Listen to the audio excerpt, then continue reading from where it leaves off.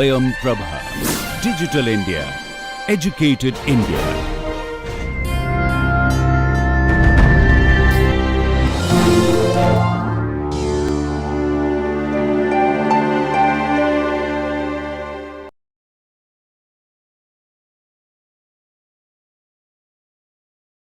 Okay, so yesterday we were last class yesterday, right? Yeah, yesterday we were talking about test and set. Okay, count equal to count minus 1. I had a shared bit V, which was a bit. So what I did here was while test and set V equal to 0, do.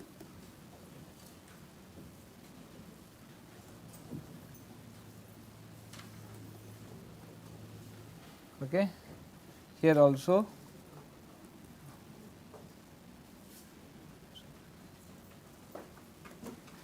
while test and set V equal to 0, do. Okay. So what I have done here is that I just added this instruction and this instruction. Okay, right? So what will test and set V do? If V is equal to 1, so I may just keep interchanging this for our understanding today. Maybe it is different from what I taught yesterday, but does not matter. If V equal to 1, it will return 0, else it will make V equal to 1 and return 1. Okay. If V equal to 1, it will always be returning 0 and else V equal to 1. So this is the test and set operation, and V is a shared variable. Count is also a shared variable. This is not a bit, but this is an integer. Okay, and this will also keep. So this is the producer, this is the consumer. Okay. Now how will we prove? See what we want. What was the consistency thing? My consistency will be completely adhered to. That means the number of elements in the buffer is equal to count if I ensure that these two statements are not executed concurrently. In some sense, when producer is executing count equal to count plus 1, consumer should not execute count equal to count minus 1 and vice versa. These two blue parts are called the critical sections of both. In some sense, what we essentially mean here is that two processes that share data should not be executing their respective concurrent sections, respective critical sections concurrently.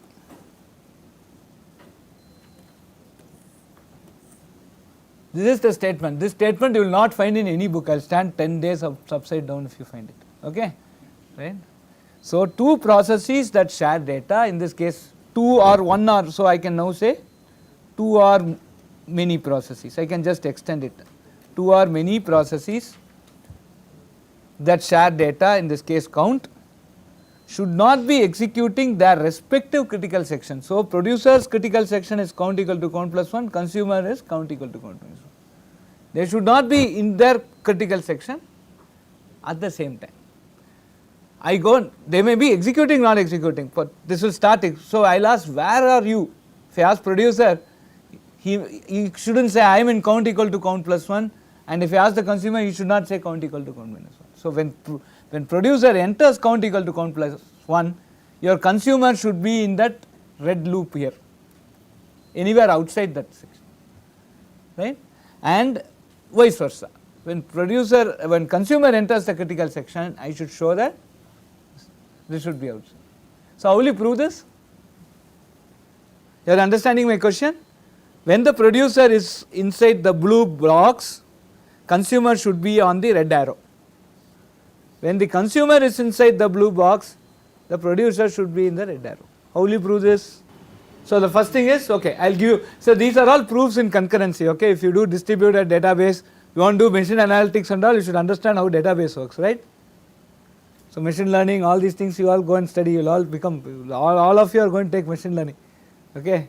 So I am sure 100%, okay, but when you do machine learning, you should understand database, and when you want to understand database, you should understand distributed database, right, database which is spread across many places, right. And when you want to prove anything on this type of distributed computing, this is one proof you should remember, okay, right. This proof is slightly different from the other proofs that we see. Normally how do you prove? Use induction, contradiction and all. Now we will shoot something different, okay, something, it is like Maggie, it is different, okay, okay, chal. Now first thing, first time let producer and consumer try to enter this fellow. If they want to enter the blue box, they have to come through that while loop, correct. When they want to come through that while loop, this fellow will be executing test and set, this fellow also will try and execute test and set. Initially V will be 0, right. So for exactly one fellow I will get a 1, not for both, okay, exactly one fellow. So he will also execute test and set, and he will also try and execute, both of them will try and execute, but somebody, whoever has the CPU first, that is the fellow who will get V equal to, he will get 1 and come out of this while loop, while the other fellow will not. Who ensures this? When both of them try to execute test and set, and there could be context switch between them, exactly one fellow will get, will come out of this while loop. That means exactly one fellow will make V equal to 1, will execute this part. Who will ensure this? The test and set is an atomic instruction. The atomicity that is ensured by the architecture, please understand, it is not the software that is giving you this, the hardware has that atomicity, and that atomicity basically ensures that one of these fellows will enter, not both. Now I am entered, so let me take some other color, what do you choose? Orange, okay. Now I am inside. When I am inside, this fellow has to go on this merry-go-round, because I have made it 1, this test and set has made V 1, and nobody else is going to make it 0. So this test and set will be, what it will be doing? It will be trying to, it will keep on executing, and every time it executes it will be getting only 0, because V is 1, and this fellow cannot make V 0 by the routine, right. Look at the test and set routine. If V is 1, it has to keep returning 0, it can't adjust the value of V. So this fellow will keep on executing while this fellow entered the critical section.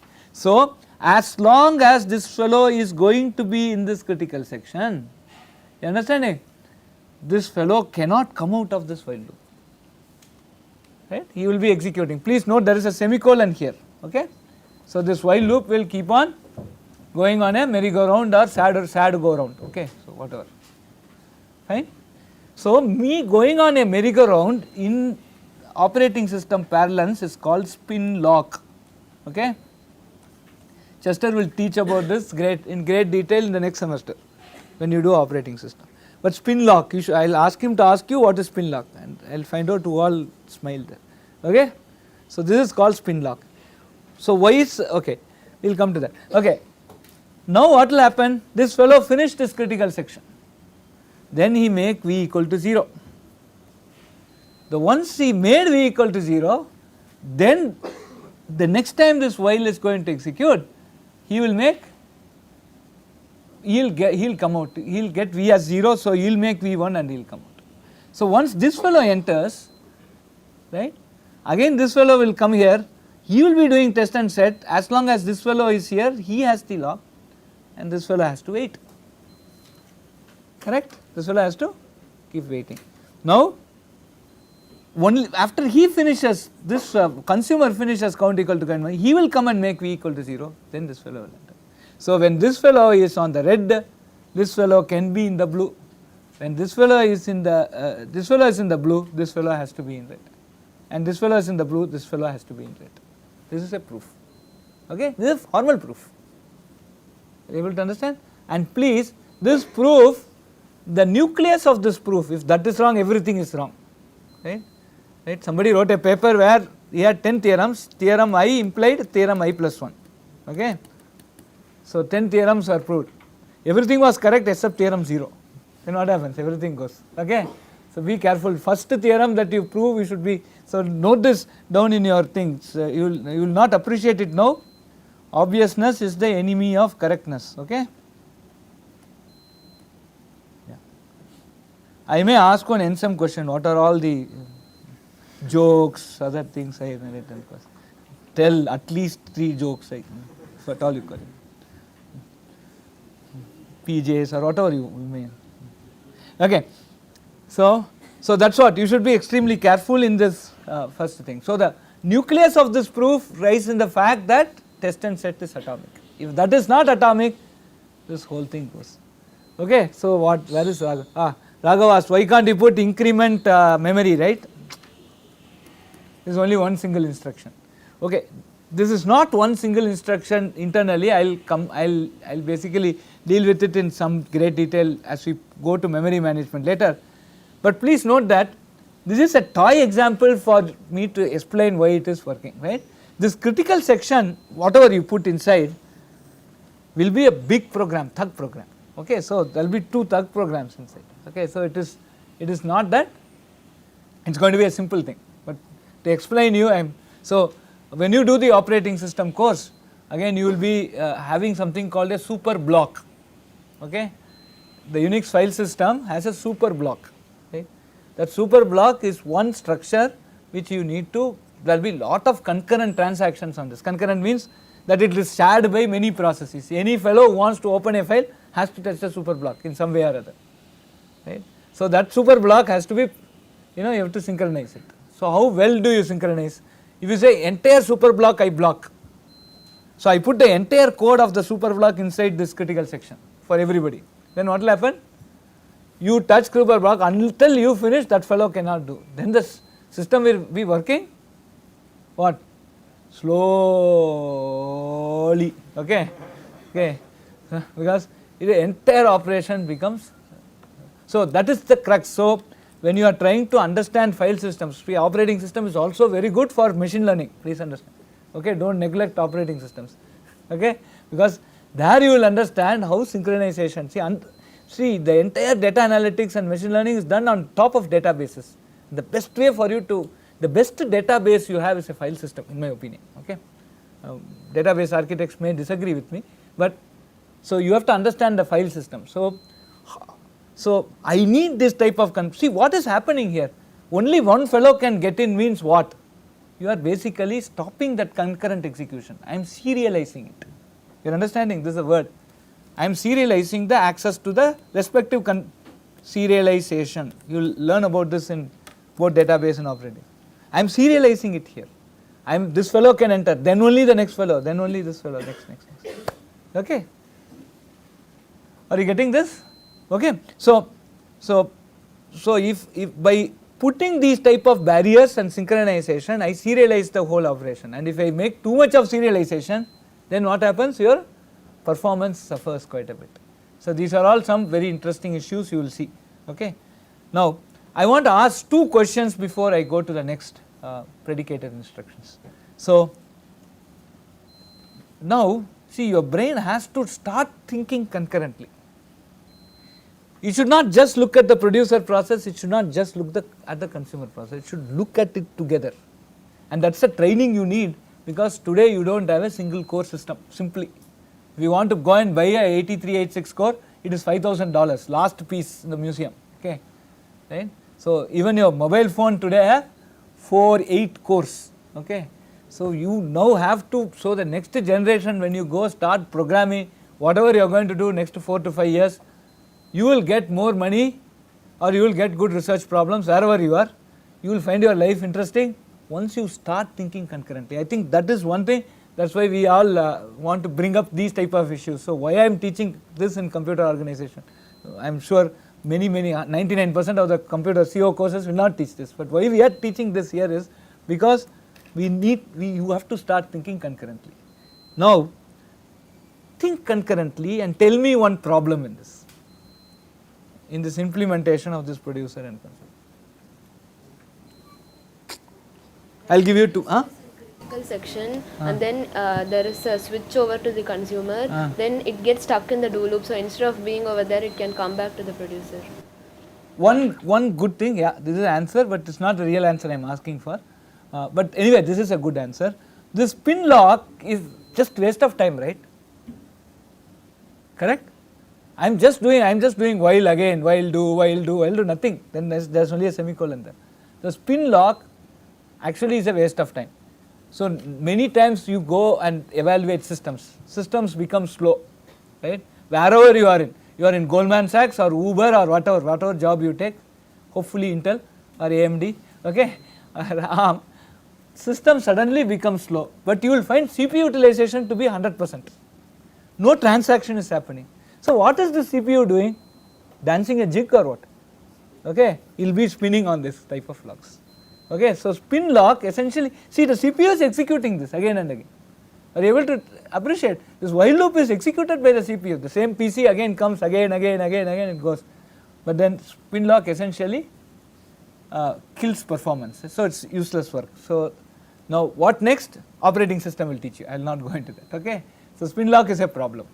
But test and set will be used in that context of synchronization without spin locks. So they introduce concepts like semaphore, etc. That the OS course will teach you. Next, what is another interesting problem here? You are again you are talking about one process, you are talking about one while loop, okay, but in the context of other while loop having executed. But can you see both together and give me some interesting thing? Both the consumer and the producer execute on different codes. Still that this both the consumer and the execute on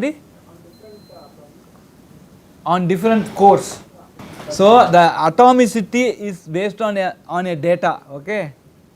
So the memory management has to take care of it.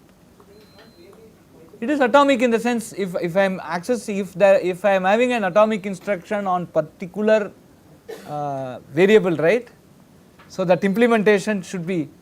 So what is great about this implementation? I have two cores. That's test and set. One fellow is doing this and another fellow is doing test and set. Now I have to serialize that. So it's a part of what you call as some amount of what you call as like. Now I will not use that word now, it will confuse people, but there should be some sort of coordination that need to happen. Can you tell me some other problem, like functionally? It's a functional issue. It's not an implementation issue.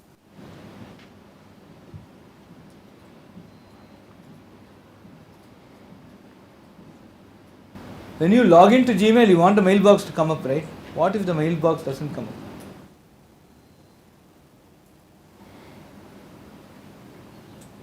Can you tell me some issue with these two programs?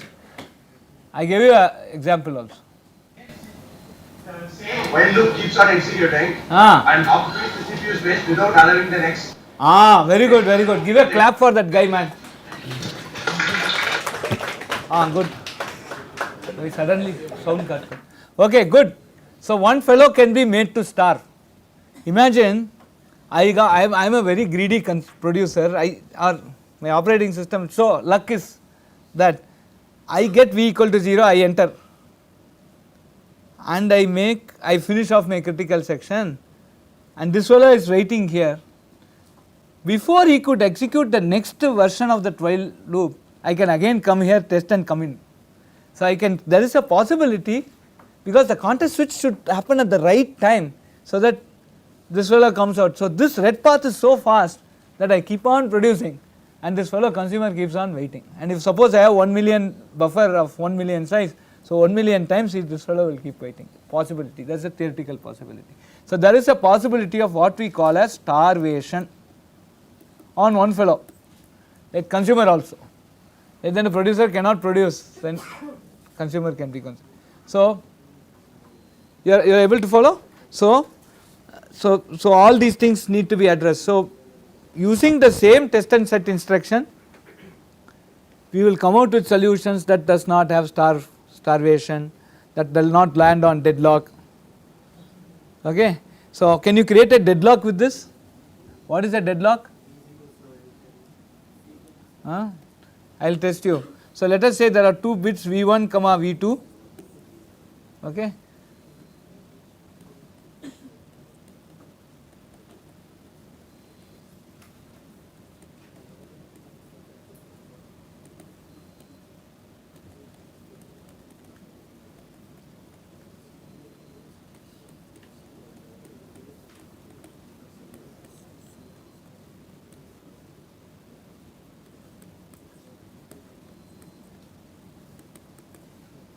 Okay. This is one program P1. Somebody else wrote P2 where he said while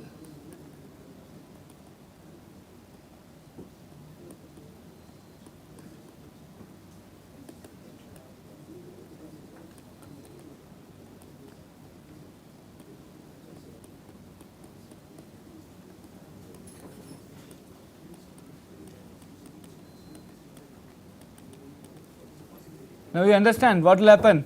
Now this fellow comes here, so luck has it, he finishes and he is about to come here. When he is about to come here, context switch happens and this fellow comes here. So this fellow had made V1 equal to 1 and he is here. This fellow has made V2 equal to 1 and he is here. So this fellow is waiting for V2 to become 0, which only this fellow can make, because V2 is in his hand, and this fellow is waiting for V1 equal to 0, which this fellow can make. It is a simple thing. So there is, I am waiting for you, you are waiting for me, nobody is ready to budge, and we get into a deadlock. Correct?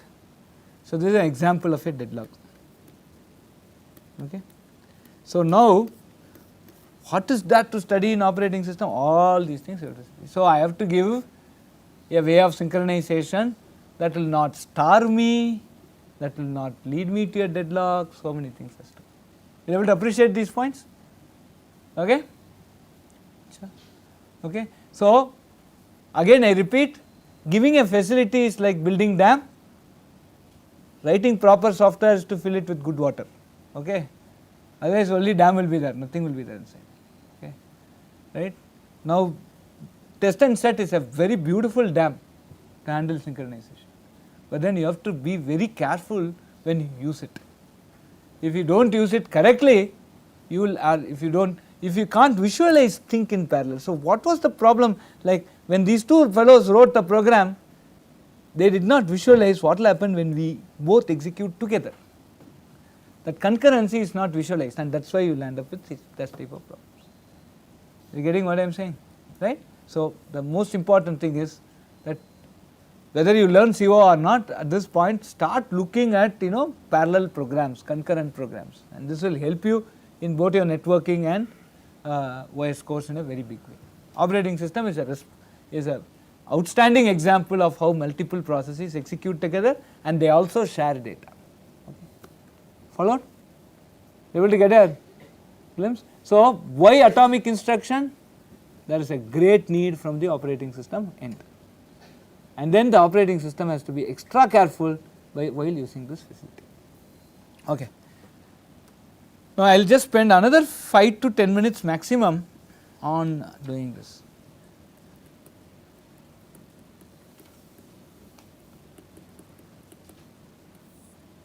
Now that you have all done some assembly program, let me say I is currently in EBX, J is in ECX. How do you translate this program?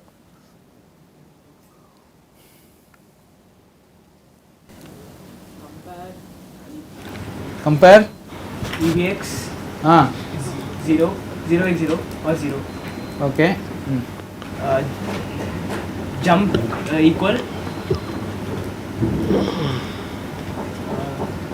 No, jump greater than.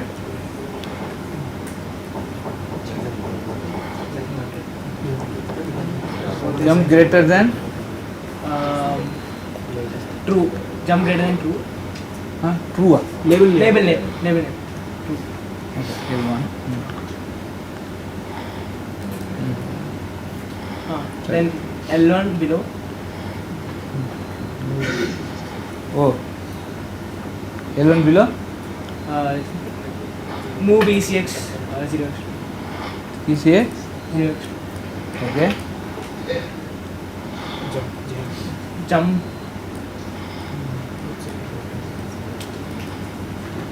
Not necessarily the best way to transfer. So I can say jump less than or equal to L1 and put whatever. So anyway, so this is one statement. Now there is something called compare EBX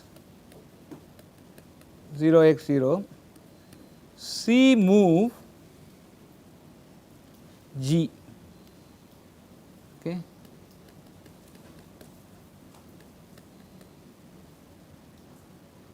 So C move is called conditional move.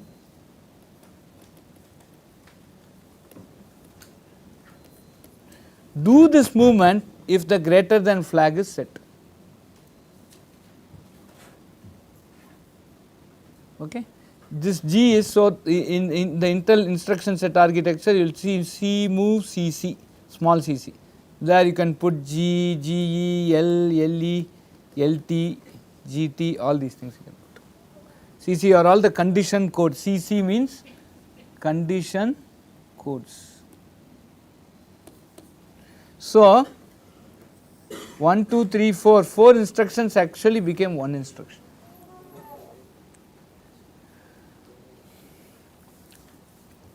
So what are the advantages? What are the advantages? So this is called a conditional instruction, or what we call as predicated instruction. That instruction will execute when some condition is satisfied. Some predicate is satisfied, we call it as condition is satisfied, as far as quick understanding.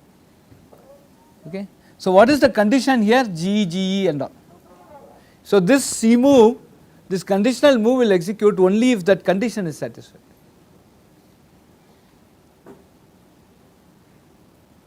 So what do you gain and lose here?